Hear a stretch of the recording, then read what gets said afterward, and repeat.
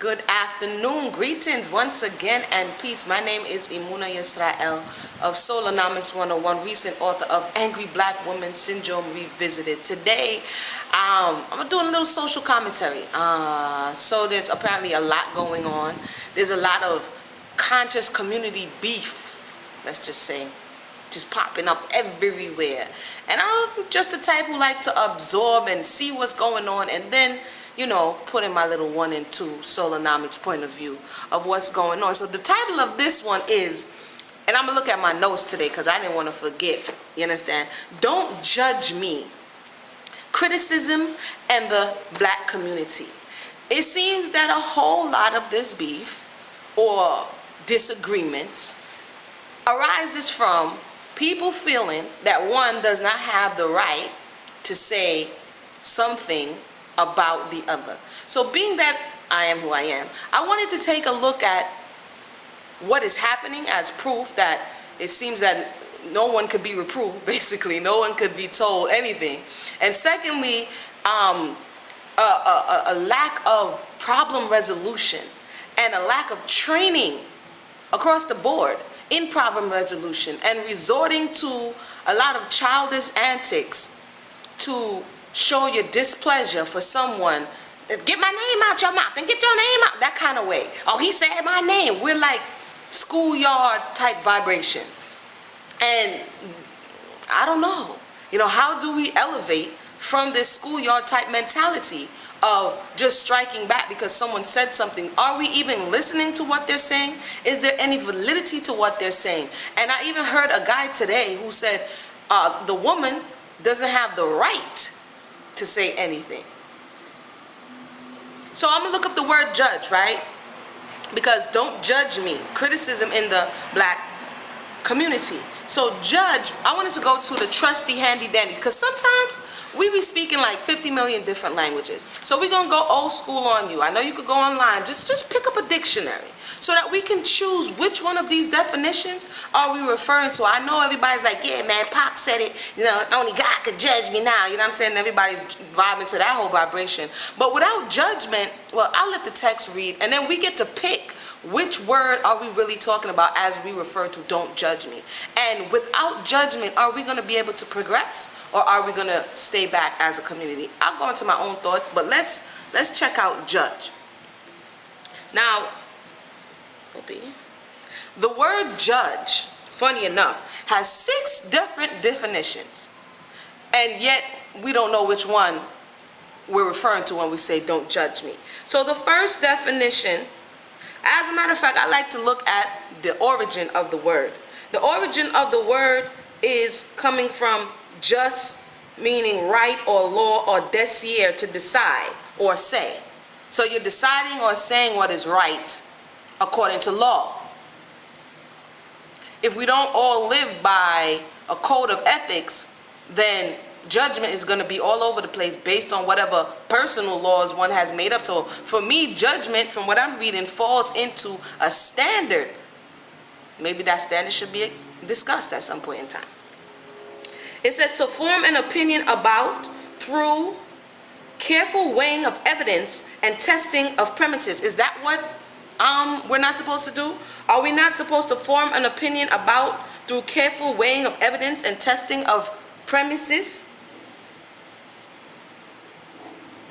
Am I supposed to see a person in the community or wherever they are and we are doing what we're saying we're doing and we don't take a step back and say, hey, is the words matching up with the deeds? Am I receiving a lot of bad reports? How can we go ahead and address this issue? Are we not supposed to do that? Question number 1. Number 2, to sit in judgment on or try. Now that's the person who may be in the court system. The funny thing is when you submit to the court system, they judge you. When you transgress their law of what is said to be just, they judge you. You go and stand before a judge in a black robe. So a lot of people, if you get a traffic ticket, they may judge you. So is that what we're not supposed to do, or do we don't have the power to do that? So I'm not sure. Let me continue. Number 3, to determine or pronounce after inquiry and deliberation. Somebody's a part of a non-for-profit. Somebody's a part of a school. Somebody's a part of a business. And so are we saying that the people that's involved are not supposed to determine or pronounce after inquiry and deliberation? How does justice come about without judgment? Can you have justice without judgment? Let's read definition number 4. To govern or rule, use of a Hebrew tribunal leader. Okay, now that people will say, well, we don't have any kings. We don't have any Hebrew tribunal leaders. So is that what you're saying in that respect? We're not supposed to judge in that respect? Number 5. To form an estimation or evaluation of, especially to form a negative opinion about. Are we referring to number 5 when we're saying don't judge? Don't form a negative opinion about an individual. Did we skip over 4 other definitions? Maybe we need to relook at this word, re-examine the word, and pick which one you're talking about when you said don't judge, right? Number 6, to hold an opinion as, an opinion, to guess or to think. And that is judge as a verb. And we also have judge as a noun, one who judges, a public official authorized to decide questions brought before the court. A tribunal hero decides questions brought before court after the death of Joshua. This is talk about biblical judges, like in the book of Judges that comes after Deuteronomy. Yeah. One appointed to decide in a contest or competition. Okay, say you want to win $1 million at So You Think You Could Sing, or at thing. You have judges. You stand before judges. Our people stand in line, fill out forms to get on the board or to have an opportunity to be a contestant so that someone could judge you in your performance and reward you. So at that point, is it okay to judge? I just wanted to go over that because it's kind of ambiguous when I hear you can't judge me, and the question is in what respect. Let's get over to criticize, because the second part of it is criticism in the black community. Don't criticize me. You have no right to criticize me. Let's take a look at the word criticism. We're just defining, so maybe we could pick A, B, C, 1, 2, 3. Which one are we talking about here? Instead of just going off our emotions, and we're not communicating effectively. And I think that's one of the major issues. Okay. The word criticism comes from critic, so we have to read critic. Critic is krikos. It's a Greek word. Able to discern or judge. So you can't have critics if you didn't make a judgment, and oftentimes we only see judge in the bad way and critics in the bad way, so we just throw it all away. But let's take a look at the word critic. It says one who expresses a reasoned opinion or any matter involving a judgment of its value, truth, righteousness, beauty, or technique. One who expresses a reasoned opinion. If you were walking down the street and you found a sparkly, what seemed to be diamond on the floor, and you was broke, and you needed some money, and you're like, man, I think that this is a diamond, but you're not sure. Furthermore, you're not the one who's going to be able to translate this diamond into money. So you go to the pawn shop or you go to the jeweler, and you are expecting them to use the knowledge that they have to make a what?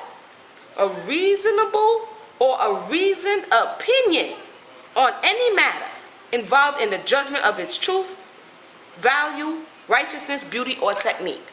You're going to expect, if you want a record deal, if you want to enter into some private college, you're going to go before a board and they're going to judge you. Again, I ask, in what way can we not judge, criticize, or state an opinion of one another? B, one who engages often professionally in analysis, evaluation, or appreciation of works of art or artistic performances.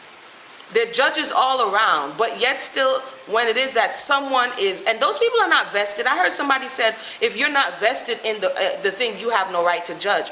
At the same time, there are people who's judging all day long. You open the newspaper, you listen to these blogs, and you're listening to people's opinion. But is it okay for others, but it's just not okay when they go to judge the individual? Question.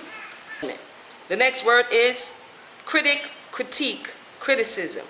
Let me just say, critical is the next word that goes with critique. Critical also goes with another word that becomes compound, which means critical thinking. But let's read critical. of relating to or being turning point or a specifically important juncture, like a critical phase in your development. Some of us, coming from where we have come from, we have missed certain key passages in critical phases of our development, and because we have done that, we have become stuck. A lot of us emotionally in the black community, conscious community, because we missed critical phases of development, we are now stuck. And we are operating in a facade of adult, but we're operating sometimes on the level of a 7-year-old, a 12-year-old, or 14-year-old. This is truth. It is not something to tear one another down. It's to go back into yourself and say, wait a minute, where did this critical injury happen? If you were emotionally injured, if you were physically injured, where did it occur? And that could give you a clue or me a clue into why we may be stuck into this schoolyard type behavior. Let's continue to look at critical. It says here, relating to or being the stage of a disease at which an abrupt change for better or involving danger of death. Relating to or being a state in which a measurement or point of which some quality, property, or phenomenon suffers a definite change. Again, we're talking about the word critical. Being in or approaching a state of crisis, like a critical shortage, a critical situation, involving to criticize severely and unfavorably. It seems like we only pick one word, and that's the unfavorable part, out of the word critical, out of the word critique, and out of the word judge. If somebody did something wrong to you, you would want judgment according to the law. If somebody hurts your family member, you would want justice according to the law. But what it seems as though it's one-sided. We don't want it for the other person. We don't want to be held accountable for what somebody else may feel we are doing to them. We only want to be holding others accountable. And you can finish reading the rest of critical. Definitely check out your dictionary. And critical is linked to criticism or criticize. Criticize, to consider the merits and demerits of and judge accordingly, to evaluate. Now the lawn man is going to come, so I'm going to wrap this up. Yeah, sorry about that. I had to come inside. The lawn man decided to weed whack. So lastly, let me just sum it up. Oftentimes, we overcompensate as a people who have been through a very traumatic experience for, as we know, centuries, and have not taken the time to heal. As a result, it doesn't mean that we lack intelligence. It means that oftentimes we overcompensate in areas that come easier for us. And emotionally, we are stuck and been injured at a critical phase, often in our development, based on our family background. And in doing so, even though intellectually we are may seem ahead of the class. Okay, so basically, just because you grow intellectually, just like the body, if you give it food and the right nutrients, it grows. But emotionally and spiritually, it doesn't work like that. That's internal work that you actually have to put forth a thought to, and you actually have to practice. And so when we see a lot of people who are very smart and very learned, but when we see them in real lives, in real interpersonal communication, and it's lacking, it's because the person has not put their time, effort, and energy in that area. They're more interested in book knowledge, you understand? And sometimes we have to understand, and I'm not trying to be funny, but the reality is our people, because we're coming from so far, we get wowed too easily by book knowledge.